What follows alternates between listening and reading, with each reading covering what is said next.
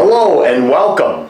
First, I'd like to thank the library for having me here, but just as important, all of you who were brave enough to show up to talk about the Midwest history of gangsters from the safety of wherever you're watching this program from. So with that, let's begin.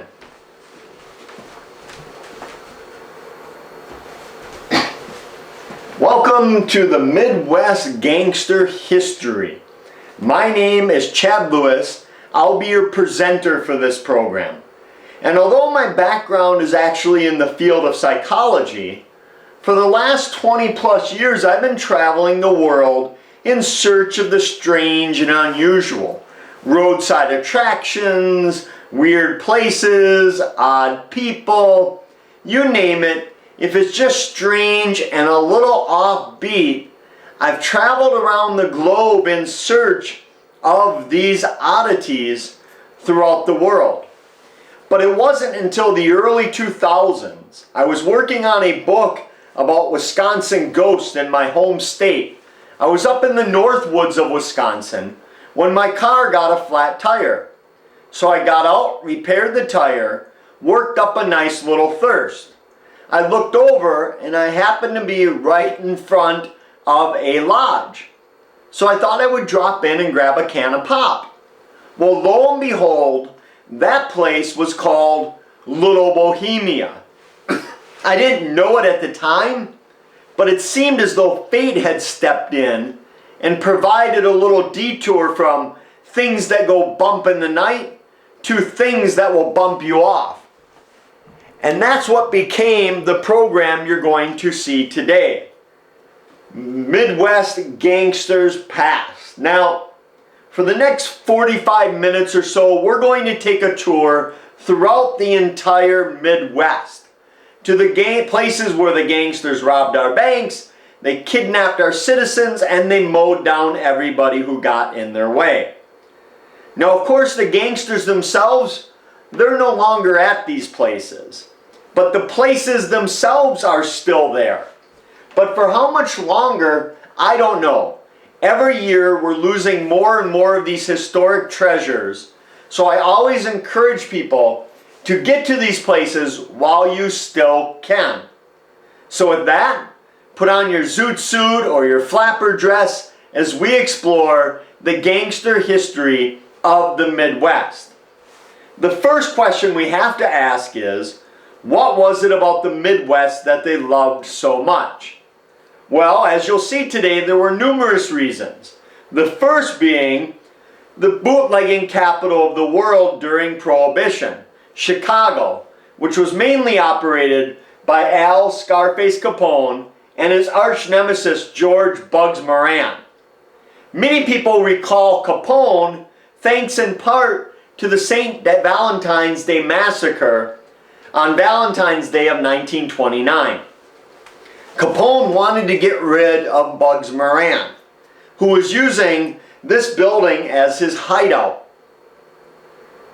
To get rid of Moran, Al came up with a great idea. While Al was down in Florida on vacation, he had some of his colleagues dress up as police officers and raid Bugs's place. Bugs's men, for their part, thought it was nothing more than a traditional shakedown. So they put their weapons down, thought they would pay off the police and go about their business as usual. But as soon as they put their weapons down, they realized their mistake. These weren't police officers. By then it was too late. Capone's men opened fire on them. All of them were dead or on the ground in a state of dying. The only survivor was a dog. And the dog was barking so loud that a neighbor lady sent one of her tenants over to see what was going on. And when he went over, he found a little gruesome. Now, there'll be 4 or 5 times in this program where you will see this caution sign. What it means is that the next slide is going to be graphic, gory, or gruesome. You might not want to see it. Close your eyes. I'll tell you when the photo's gone. But fair warning, close your eyes if you don't want to see it, because I'm going to show you why that dog was barking so loud. Because when the tenant came over, this is what he found. Again, all the men were dead or in the state of dying. Okay, the photo's gone. The dog was so distraught it had to be put down. Many years ago, while Chicago was trying to clean up its reputation, it tore down the building of the Valentine's Day Massacre. It's now the front lawn of a senior type area. But don't worry, just like anything today, if you want, you can go online and purchase one of the bricks from the original St. Valentine's Day Massacre. Set you back about $1,000 per brick. The second reason they love the Midwest is because of St. Paul. And the reason they loved St. Paul so much in Minnesota was because of the former police chief, John O'Connor, who set up the O'Connor system. You see, back in the early 1900s, when every other community was trying to keep criminals out, O'Connor took a different approach. He actually invited criminals from all over to come to St. Paul. If you were a gangster from anywhere, you could go to St. Paul, register with the police, and do whatever the heck you wanted. Prostitution? No problem. Gambling? Be our guest. But there was one exception to this rule. You couldn't do it in the city of St. Paul. If you wanted to head to Wilmer, Minnesota, and rob their banks, which you can see they did, you were free to do so, but there'd be no crime inside of St. Paul.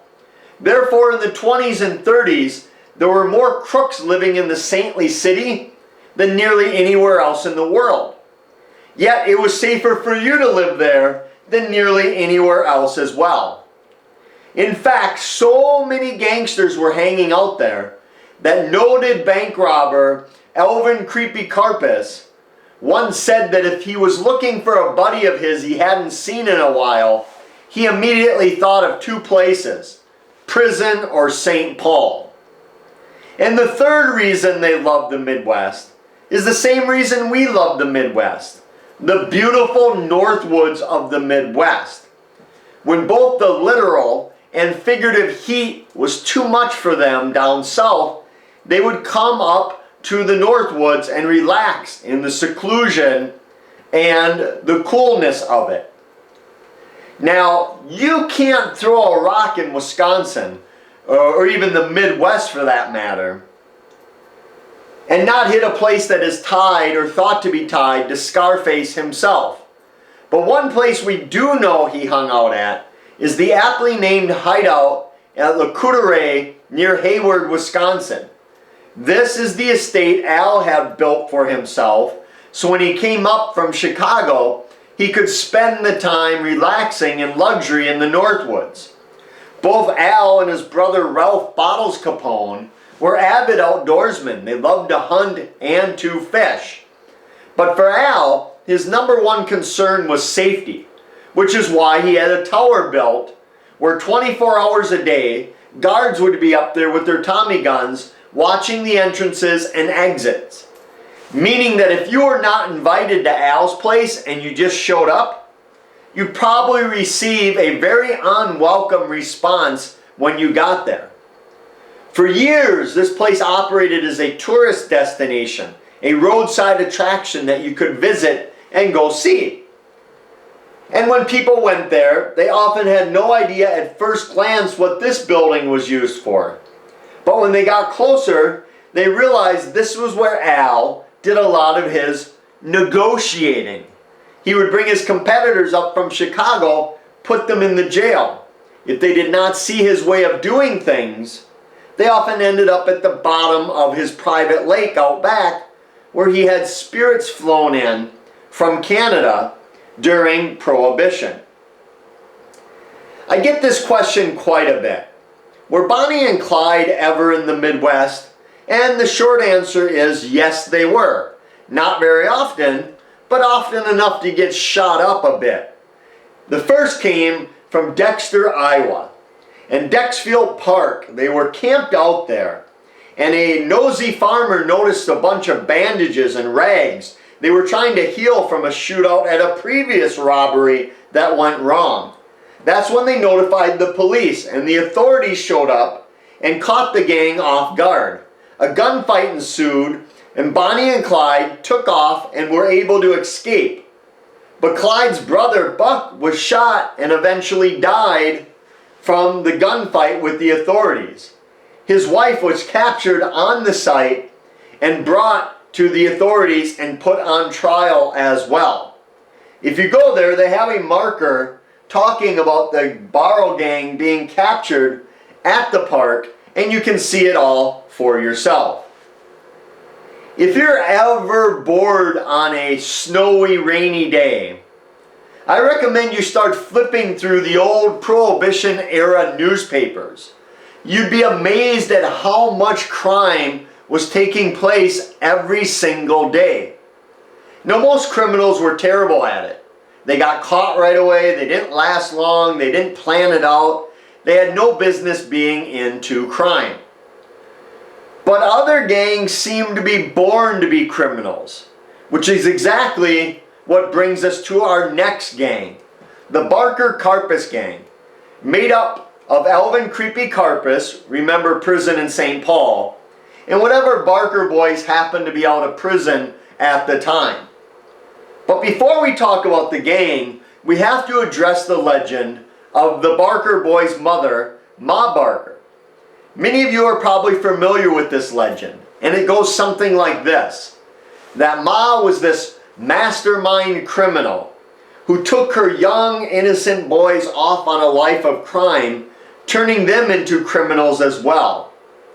Well, nothing could be further from the truth. We know Ma traveled with her boys. She had to have known they were criminals, but she had no active role in the participation or planning of the robberies.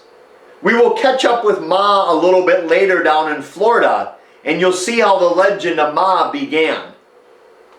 But where Ma lacked in her criminal intent, her kids more than made up for it. What Karpus was doing with the Barker boys, I don't know. Karpus was thought to be one of the most intelligent gangsters of all time. So why he was chumming around with the hot-headed Barker boys, I don't know. Maybe that's why he loved them. But regardless, when they came to town, trouble seemed to follow them.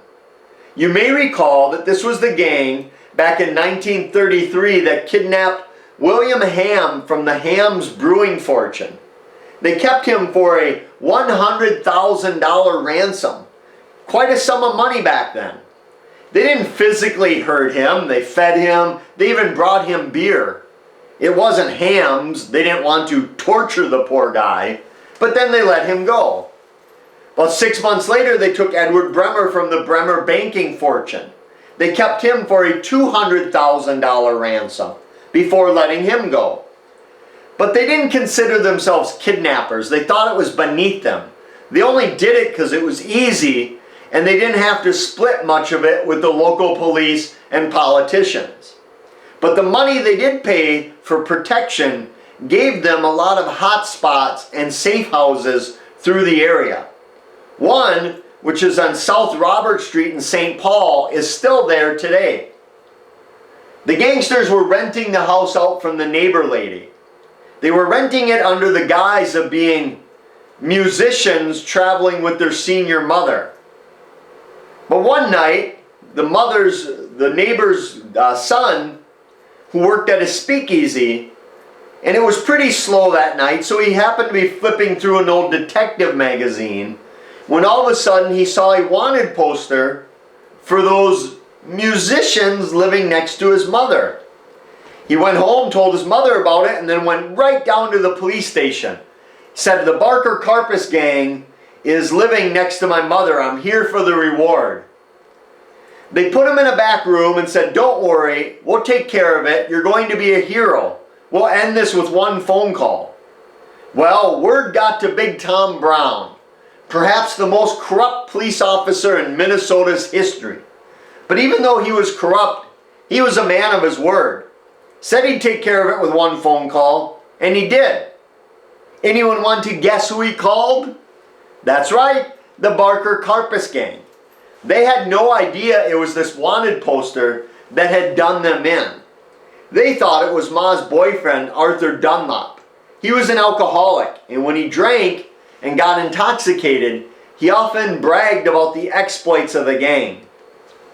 So the Barker boys decided he needed to go on a nice little vacation and get out of Minnesota.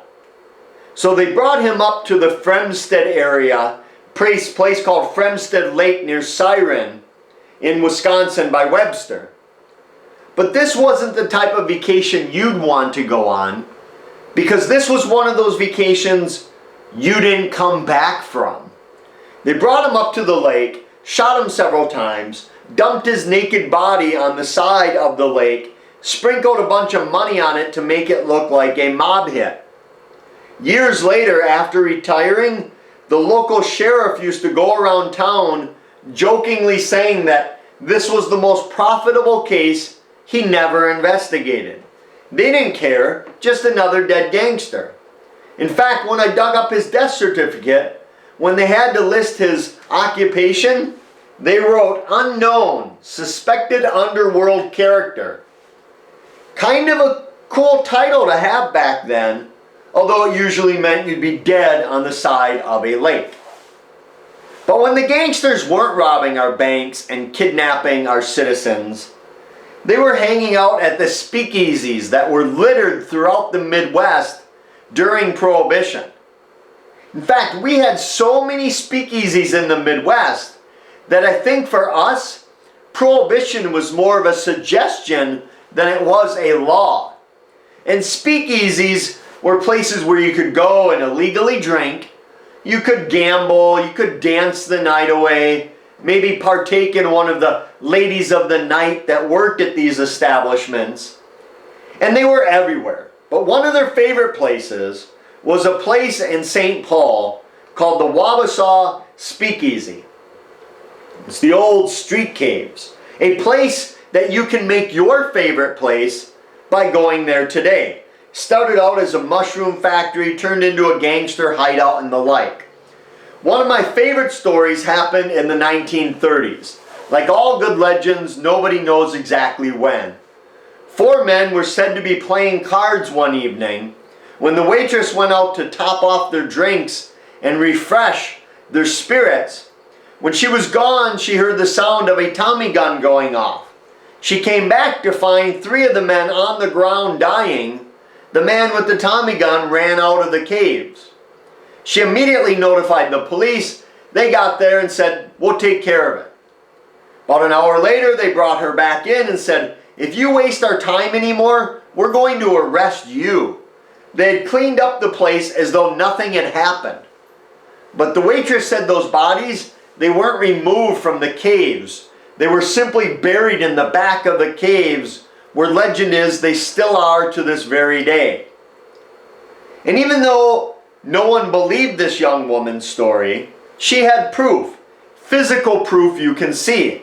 Because if you go there, look above the old fireplace mantle, and you'll see the bullet holes from that card game gone awry. In 1934, they were having a dance at the street caves. Woman was approached by a stranger to dance. Normally she wouldn't have accepted, but there was something unusual about this man's confidence. She had the dance, and when the dance was over, the man and his buddies left. Immediately, everybody in the street caves came running over to her, asking if she knew who her dance partner was. She had no idea. Well, her dance partner was the last person you'd want to be dancing with, because it was none other than John Dillinger, public enemy number 1. What's interesting about the street caves is that they're open every weekend for tours, and on Wednesdays they have swing dance night where you can go there and dance to a big band just like the gangsters did so many years before. Just like John Dillinger, public enemy number 1, did. But when Dillinger made his rounds throughout the Midwest, bad things seemed to follow him. Take, for instance, Racine, Wisconsin, November 1933. Dillinger and his gang wanted to make a withdrawal from the American Bank and Trust. In fact, they wanted to take every penny the bank had. So on the day of the robbery, they pulled around back, and their game plan was to leave the car running with their getaway driver, Russell Clark, while everyone else went around and robbed the bank. But being that they didn't know there was a tiny back door, it meant they'd have to rob the bank, run all the way around the block to get to their escape vehicle. But whether they didn't know this, or they didn't care, maybe they were bored with their lives even though they were bank robbers, they decided to go ahead with the plan anyway. Russell Clark was left with the car running. Meanwhile, Dillinger's gang, which at the time was made up of Harry Pierpont, Three Finger Jack, John Red Hamilton, and Charles Makeley, deadly men. Makeley's the first one into the building. He immediately strides up to the teller and says, "This is a stick-up, give us your money." The teller, who's busy counting out bills, doesn't even look up. He thinks it's a joke. He said, "Next window, please." Well, Makeley shot him in the shoulder. That got his attention. It also got the attention of nearby people who started gathering outside of the bank to see what was going on. The alarms were triggered and the police raced to the building. Well, not exactly. You see, back then, false alarms were pretty common at banks. So the police took their time getting there. When they got there, the gangsters simply grabbed their weapons and threw them on the ground with the rest of the hostages. Normally, the gangsters loved to scoop up young female clerks and use them as shields, believing, rightly so, that the police would be less likely to shoot them if they had young women as shields. So that's what they did. They also gathered up the bank manager and a security guard as well. And they made their way out of the area. And back then, they had a very high-tech way of eluding the police. And that way was simply to keep in their back seat a big bucket of roofing tacks. Police had no two-way radios in their cars back then, so all they could do was chase you. So the gangsters would simply throw these on the ground, on the road, after they drove by, and when the police tried to follow, they would pop their tires and the chase would be over. That's exactly what the Dillinger gang had done. Unfortunately, the bank is no longer a bank. The building is now the RACINE Art Museum, or the RAM, but they do have the original bank vault still there. If you use a speakeasy password, perhaps they will let you look at it. After the robbery, the authorities gathered up a bunch of evidence, including weapons, bullet casings, and a lot of the newspaper articles documenting the robbery. And they put all this together in a nice little memorial, a display for the bank robbers. But what I love about this is where they decided to put it. Because where else should you put a display for the greatest bank robbers in U.S. history? Well, there's only one place for that, and that's in the lobby of your police department, which is exactly where it is today. But I have to warn you, for those of you who are currently on the lam from the law, this is a working police station. You may want to skip this one and move on to our next case. Mason City, Iowa, March 1934. Dillinger decides he needs some more money. So he gathers up George Babyface Nelson, Tommy Carroll, John Hamilton, Eddie Green, and Homer Van Meter, and they decide they're going to rob the bank. Unfortunately, they had been filming a movie down in the area prior to the bank robbery, so a huge crowd was already down there. But the gangsters didn't care. They popped in, immediately started shooting up the bank. That got the alarm going off. Also, the bank security guard shot a tear gas canister at them.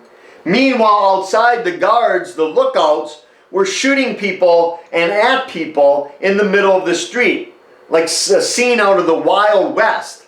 Eventually, the gangsters scooped up as much money as they could and tore off with their human shields.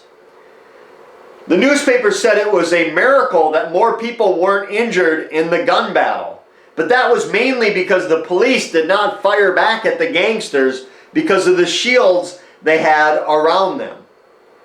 One of the gangsters that helped Dillinger that day was this gentleman. Now, out of all the gangsters I researched for the book and the programs, I had the most fun researching and the most trouble researching this gentleman, Lester Gillis, better known as George Babyface Nelson. I had the most trouble with Babyface because you never knew what side of Babyface was going to pop up. On the one hand, those who knew him said he was a polite, well-mannered, jovial young man. He was also perhaps the best connected gangster of all time.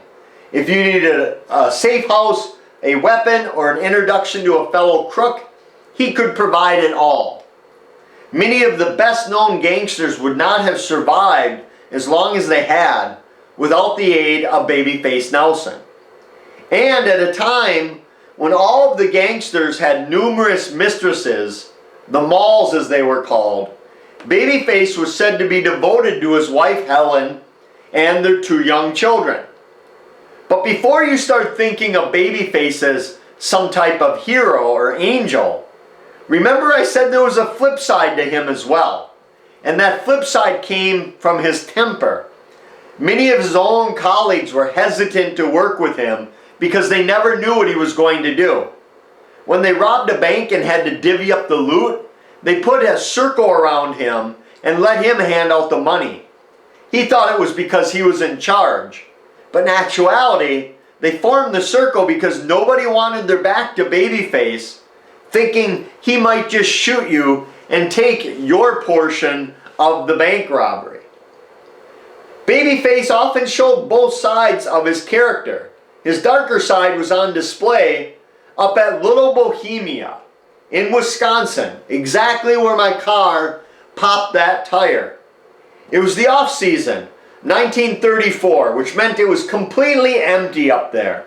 It wasn't filled with Chicago tourists like it is today.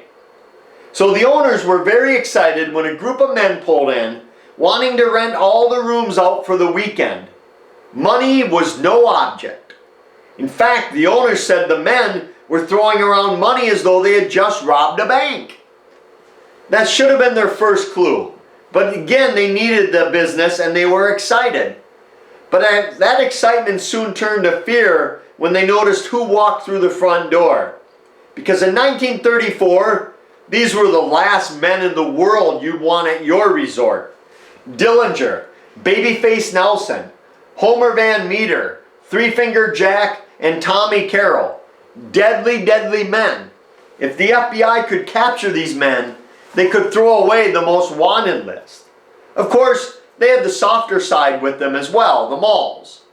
In the beginning, the owners were happy. The men were buying all the rounds. They were tipping really well. They were telling amazing stories.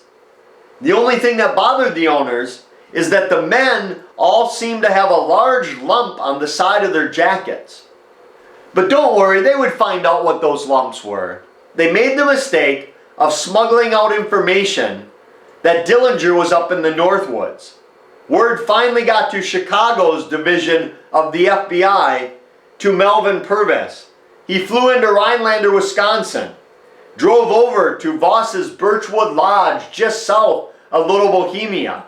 It was getting dark. They were making their plans on how they should raid the place when they got word that instead of leaving the next day as planned, Dillinger was about to leave at any moment. He had an uncanny knack of knowing when things weren't quite right. So the FBI raced to Little Bohemia. Unfortunately for them, a few minutes after they got there, 3 local men who had been eating and drinking there that night went out to their car to go home. The feds panicked. They thought it was Dillinger. They opened fire on the car, killing one of the men, injuring the other 2. Well, now all hell broke loose at Little Bohemia. Babyface, who was staying in this cabin on the side because nobody wanted him in the main cabin, could have easily snuck into the woods undetected. Instead, he came out guns blazing, shooting at the feds. Then he ran into the woods. Later that night, he'd shoot many people and kill an FBI agent in the process. The FBI started shooting up the place, hoping to get Dillinger, throwing bullet after bullet in the home. But Dillinger and his gang had a very elaborate escape route. So what was it? How did they escape? It was this. They simply crawled out the back window. The federal authorities, while trying to capture the most elusive men in the world, simply forgot to cover the back. They had no idea there was a ravine in the back where the gangsters could scurry along by the lake undetected. Tommy Carroll simply hitchhiked his way back to St. Paul. Meanwhile, Dillinger took off running with Three Finger Jack and Homer Van Meter. At gunpoint, they were able to borrow a car and a driver, and they wanted to make their way back to the Twin Cities, St. Paul and Minneapolis. But because every radio station in America was broadcasting the fact that Babyface was shooting up the Northwoods, they knew it would be too hot to go through the north. So they went through the southern town of Hastings, Minnesota. And when they passed over this fabulous old spiral bridge, officers noticed that their plates were stolen. And they gave chase, which is all they could do. For 20 miles they had a running gun battle with the gangsters, shooting back and forth before Homer Van Meter swerved his car off the road and got away. Later, they would find the discarded vehicle, and judging by the amount of blood you see photographed here, they believed that whoever was sitting in the front seat would have died from their gun wounds. And they were right. Three Finger Jack did die. Although the FBI would not find his grave for another year, they thought he was still alive. Meanwhile, back at Little Bohemia, they shot tear gas into the building thinking everybody was still there. And several hours later, giving the gangsters a huge head start, the only people coming out were the malls and the workers. The gangsters were in such a hurry, they left behind a lot of their artifacts. Clothing, personal health artifacts, their weapons, all which is still on display at Little Bohemia. Much to the credit of the resort, they even kept the original windows with the bullet holes in them that you can go and see for yourself. But the gangsters couldn't go on forever. Death caught them, and it caught them very quickly. Tommy Carroll, not as well known as Dillinger, but just as deadly, he was down in Waterloo, Iowa in June of 1934. He was having his car serviced when the servicemen noticed a bunch of stolen plates and weapons in the car. They notified the police. The police waited for Tommy Carroll to come and get his vehicle. And when they did, they ambushed him. He tried to fight back and run, and he was shot and killed in the process. You can see here in this newspaper article all the arsenal that they found in Tommy Carroll's car. The next to go was in Chicago at the Biograph Theater. Imagine you're sitting at the theater getting ready to watch the show when all of a sudden the guy sitting next to you looks a heck of a lot like John Dillinger. And it was Dillinger. He didn't know it, but he was being set up by a friend of his named Anna Sage. She was Romanian and ran some brothels in Chicago, so she was being threatened with deportation.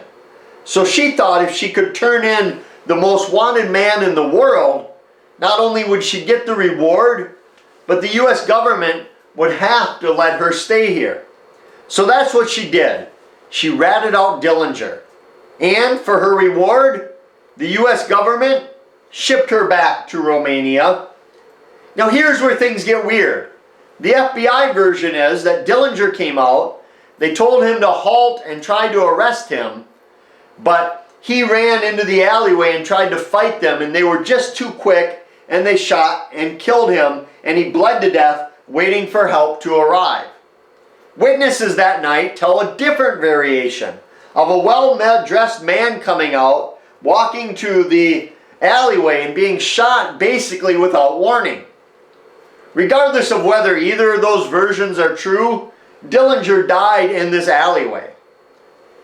Immediately, thousands of people gathered under the biograph. They got Johnny, they got Dillinger, can you believe it? But they didn't stop there. They walked over to the alleyway. Now again, word of caution, you might not want to see this, because when they walked into the alleyway, they didn't stop there. They started dipping their handkerchief or the newspaper into the blood of Dillinger as a grisly souvenir. And then they followed him to the morgue, where women cut locks of his hair, more blood was taken, photographs of his nearly naked dead body were snapped as well. Okay, the photos are gone. The next to go was at Lake Como Hotel in Wisconsin, down in the south by Lake Geneva. Babyface had stayed there many times before, but when he pulled in to stay at a relaxing resort, the feds were waiting for him. But amazingly, they didn't recognize him. So he turned around and drove off through downtown Lake Geneva. As he was driving downtown, he saw more FBI agents. So he made his way back to Chicago. He was with his wife and his good buddy, John Paul Chase. On the way down to Chicago, they saw carloads, 2 of them, of officers coming up from Chicago to Lake Geneva. Babyface turned his car onto their road, ran one of them into the ditch, and the other one he ran into a park area. He got out, started blasting them. They're shooting him, he's shooting them. He's walking to their vehicle. By the time he gets to their vehicle, he has blood oozing out of multiple bullet wounds.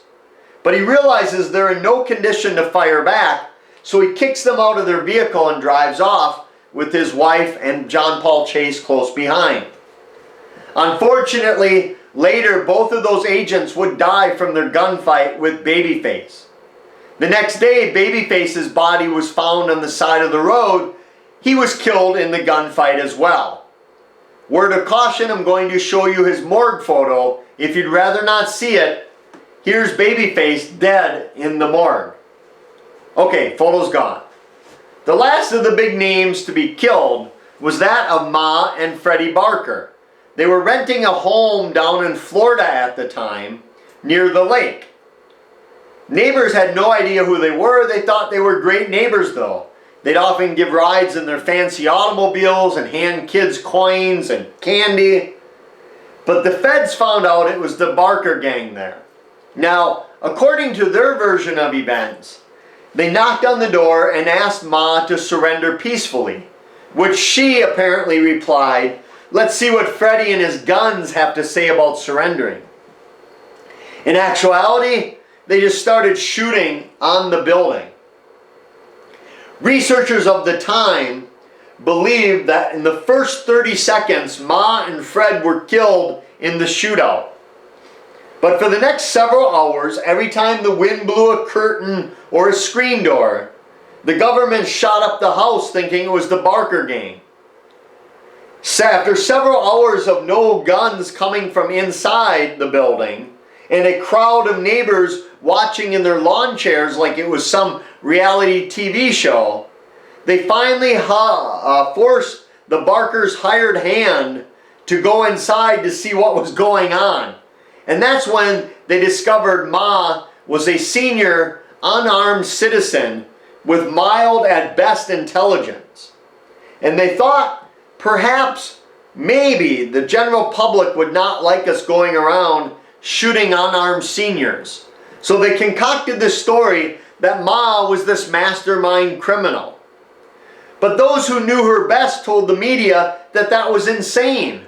They said that old woman couldn't plan breakfast, much less a bank robbery. But that's how the story of Ma Barker began. But regardless of that, I told you they were killed. I'm going to show you their morgue photo. Again, if you'd rather not see it, close your eyes. Here's Ma and Freddie's bullet-riddled bodies at the morgue. Okay, the photo's gone. Even though they found out they were gangsters, the townsfolk still liked them. They even named their local watering hole Ma Barker's Hideaway, where you can go there and do some shots and take some shots if you so choose. But outside of all of the gangsters dying, many of them, The gangster era could not go on forever, and it ended for three main reasons. One, obviously the repeal of prohibition. Bootleggers that were making millions of dollars a year, it dried up overnight. The second reason, though, is that the FBI got much better at fighting these men and women. When they started out, most agents were college graduates who had never fired a weapon in their entire lives. But they got much better very quickly. But the third and most important reason was because of us. When they were robbing banks, nobody seemed to care. When they were bootlegging, people cared even less. It wasn't until they started kidnapping us and shooting us that we turned them in for the outrageous sums of money being offered. So it leaves us with the question of, what do we make of these men and women? Folk heroes or criminals? That's where I leave it up to you to come to your own conclusion.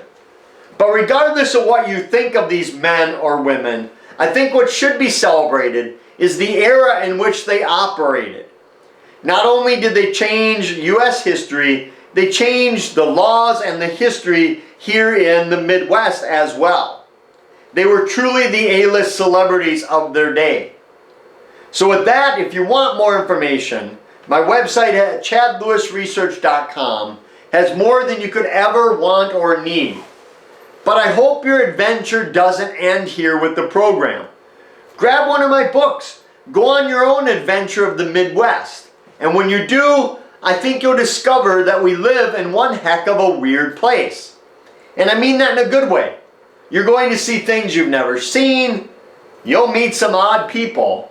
And along the way, you might just discover that the strangest thing out there is yourself.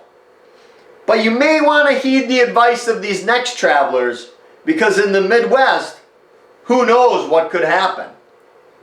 So with that, I want to thank the library again for having me. It's very rare you can come to a program like this at no cost. So if you like programs like this, let them know so you get more of these. If you didn't like today's program, let them know so you get fewer of these. But either way, they put a ton of work into getting me here, and they should be applauded. I can't think of a time in America's history in which the library has played a more important role than it does today. With everything going on with the pandemic, politics, societal issues, libraries are that fabric that keep our community together. A real treasure for any city that has one. So, to show my appreciation, if you're looking to get any of my books on my website, type in the coupon code LIBRARY. You'll save 20% off everything on my website just because libraries are so amazing. So with that, keep an eye out and thank you all for coming.